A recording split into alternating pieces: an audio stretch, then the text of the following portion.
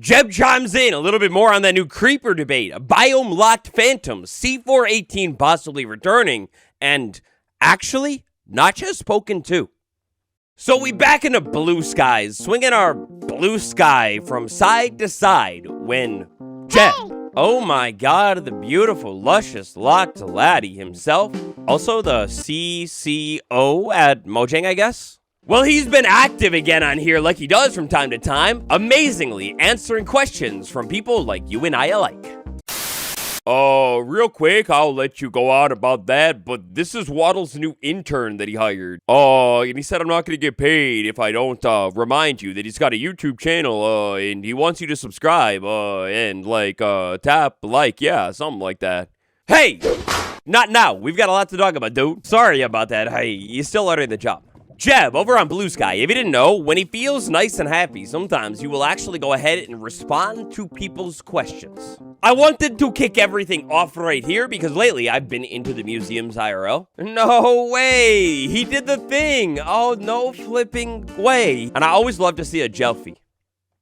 Alright, now this one right here, this is going to throw us over to a little bit of a leak that happened a long time ago that I don't think we ever actually took a look at or even really talked about. So, if you didn't know, Jeb, being like the lead designer of Minecraft or whatever, he's got a couple of different guiding principles and rules for the developers to follow when adding new content into the game, like the dude behind me. Now, this book is an internal book. It was never publicly released. According to the Jebasaurus, this book is used mainly for onboarding over at Mojang, and though it was written way back in 2018, which I think puts it smack dab in the Update Aquatic B update era of the game, well, this internal book on game design and everything like that is actually still used, but some of it has changed. He wrote it in 2018, and since then, they've learned new things, but it's a great primer. And then Cameron hits us with the final page concerning Enderman. Is it official canon, or is it Jeb's headcanon? Our final page concerning Enderman. Now, unfortunately here, it looks like I have a missing page, because I can see 46 and... never mind. The Enderman. We never want to explain the Enderman to our players. They are the silent observers. Their mysterious behavior of moving blocks should remain a mystery. Notch added the Enderman as a nod to the Slender Man, which, side note, kind of consumed my life and my little brother's life for like 2 years. But they have since then grown on and become a core part of Minecraft's lore. This well-kept secret is that they are trying to bring about the collapse of all dimensions by displacing blocks that are key to the world's existence. They do this one at a time, hilariously slow, but they have eternity on their side. That's a lore drop. That's a little juicy if I ever thought of one. But according to Jeb, Lee says, let's consider this as his personal headcanon. However, people have been posting time lapses of what happens to your world if you do nothing for a long time. It is slowly taken apart. Now, this book is actually kind of interesting. I don't know if you guys would ever want me to maybe do a video taking a look at all of it, but just let me know down below or something if you'd like me to do that, because there's a lot there. Ah, yes, the Zors, the zombie horse right here. Nice. So famously, Minecraft's new update, it has a little bit of inconsistency when it comes to our brand new mobs. For one, the zombie horse, what do you call it? Dude, we were literally just talking about this. I don't know how I blanked so hard. Some of our undead things in the game definitely burn. Meanwhile, other undead things definitely do not burn. Some of them, logically, it might make sense that they don't burn. Other ones, why in the heck in the world doesn't it burn?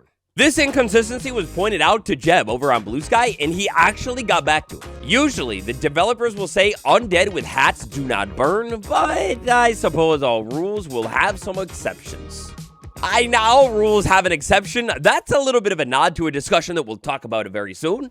But yeah, the zombie horse burns, meanwhile the skeleton horse does not. It's a little bit odd. Either way, based off of this reply, unless something changes last second, looks like this is how it's going to stay for the update. On the topic of game performance, as if it wasn't clear already, Jeb reveals that game performance is a big priority for the team though. This response came in response to a question all about adding optimization features from mods into the game. So like, maybe for example, Optify and Zoom, can the devs just straight up add that into the game? And he's not quite sure, so he prefers not to comment, but performance is big. Oh man, and now the creeper. Haha, get it? And a relatively recent video that was posted on the official Minecraft YouTube channel, we had Kojo Max and Jeb talking about their thought processes to what the devs actually think when they are considering or not considering adding something new to the game. This one here, we talked about it before in this video, so check that out next if you missed it. But it might have, long story short, raised a little bit of controversy around the creeper. You see, in that video there, because of the creeper's whole blowing up, destroying things type of thing, Jeb said that if it was added in 2025, well, no, it probably wouldn't be. Because of some of the modern game design principles, the creeper, something like it, would probably not make it into the game nowadays. Now, this lit a lot of people on fire, including people who haven't touched the game in a decade. But thanks to the man himself, we get a little bit more information over on Blue Sky. Jeb says that he's heard that people are engaged in the creeper topic from the Minecraft YouTube series. Just for your information, my comments in that segment are from an excerpt from a longer rationale around our creative guidelines in game design. It's true that if we were designing the creeper today, well, we would probably put guardrails around its destructive behavior, maybe limits to where it can spawn and when. Maybe it would be triggered by something specific the player's doing. In any case, the creeper is iconic, and it's one of the few monsters that is actually scary. So Jeb kind of kicks it all off by acknowledging that, yeah, the creeper is pretty great, and then made it a little bit more clear as to some of the limitations the creeper would potentially have nowadays if it was considered to be added to the game. In all honesty, the very first thing that came to my mind here when reading this, well, it was a mob, something kind of like the creek. If you think about it a little bit here, the creaking kind of has this exact design principle where it's a dangerous mob that's very bad. Sure, he doesn't really explode, but it is definitely limited by the biome. Like, can you imagine a mob that is completely invincible, basically, but just spawning all over your entire world, maybe every single tree in the entire game? Yeah, that would be a little bit dangerous, so the devs went ahead and created a limitation for it. A single biome. A little bit more explanation with the context of some of Jeb's comments. I don't know. I know you guys don't want mobs to grief, but I actually think the creeper is great just the way it is. Yes, I agree. The creeper is genuinely scary because if you're not dealing with it, it's gonna set you back. The point that Jeb was trying to make is that if you didn't already have a creeper existing, it would be pretty hard for them to add it into the game nowadays. The community backlash would be crazy.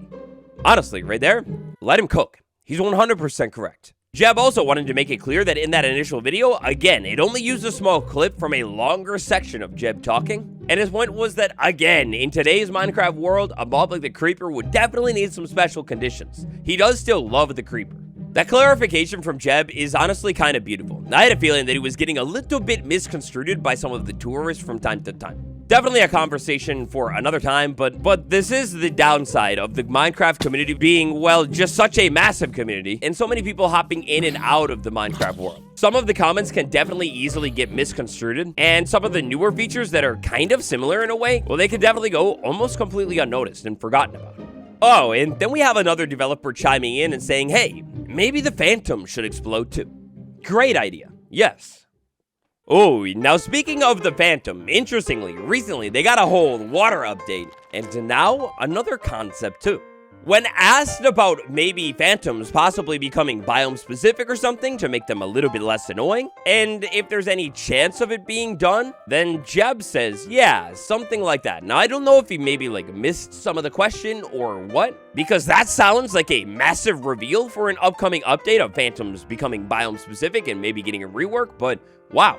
I've always thought that the idea of a phantom, though it is really cool, it could definitely use some kind of slight rework. Maybe limiting them to only certain biomes that are maybe really ideal to live in. So you don't have to worry about them inside of a desert or maybe the ocean or whatever. But a beautiful biome like the forest, maybe for some kind of specific reason, yeah, you'd have to watch out for them at nighttime. I mean, that or just make them spawn completely differently and somewhere else entirely. C418, we know him, we love him. So many of the classic Minecraft tracks, in fact, I think pretty much all of them, were all cooked up by C418. But then, due to largely, I believe, copyright ownership reasons, well, Minecraft and C418, they kind of split ways. It's now been a long time since any C418 music has made it into the game, but maybe all hope is not quite lost. If it was up to you, would you ever get C418 to make more music for Minecraft? And Jeb, he loves the idea.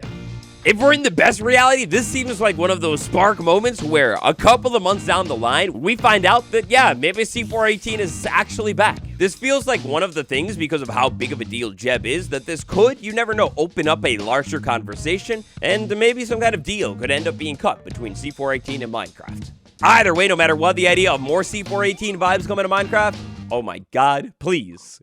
Speaking of people who used to be involved with Minecraft, this time, maybe people that shouldn't return, Notch. Notch has actually chimed in on the big creeper debacle as well. A little bit ago, Notch said that he's been seeing a lot of Jeb hate over him saying the creeper's only around because it's iconic. And I'd like to set something straight. So right off the bat, that's a little bit of a misconstruction because Jeb never said that. But whatever, for the sake of going on, we'll move on. This is originally one of my opinions. I tried to fix the creeper by having it only explode as the result of a player inaction. As I realized random destructive events, random explosion that you have no control over is definitely not very fun. Then we had somebody else tuning in with something that doesn't really actually make sense, and Notch agreeing with them, so this is kind of funny. We have, like, the Minecraft tourists commenting on things that aren't actually exactly correct, but, like, we kind of get the vibe right a little bit here, yeah, I guess. I guess we could take from all of this that, long story short, Notch basically agrees with what Jeb is saying. What do you think about creepers? Do you think that Minecraft should actually add more mobs like them, or do you not like them? I do always feel like the perfect workaround here is the mob griefing game rule. Like, if you don't want them to ruin things, you could just go ahead and set it to false. With a game rule like that, honestly, I would kind of love to see more destructive mobs like the creeper get added to the game. Then to combat them, maybe we could have some kind of new block magical beacon type thing that we could place down. Definitely easier to get your hands on than a beacon. Maybe like, say, a lantern of purity that you could place down, hide in your base, and in a certain chunk radius, maybe this thing would protect all blocks or the new hostile mob from being able to ruin your blocks and builds and things like that. Seems like it'd be a pretty easy Minecraft workaround and a great way to incentivize a little bit of exploration. But anyway, that's all I got for you today. Smash that like button, subscribe, and I'll see you tomorrow. Adios.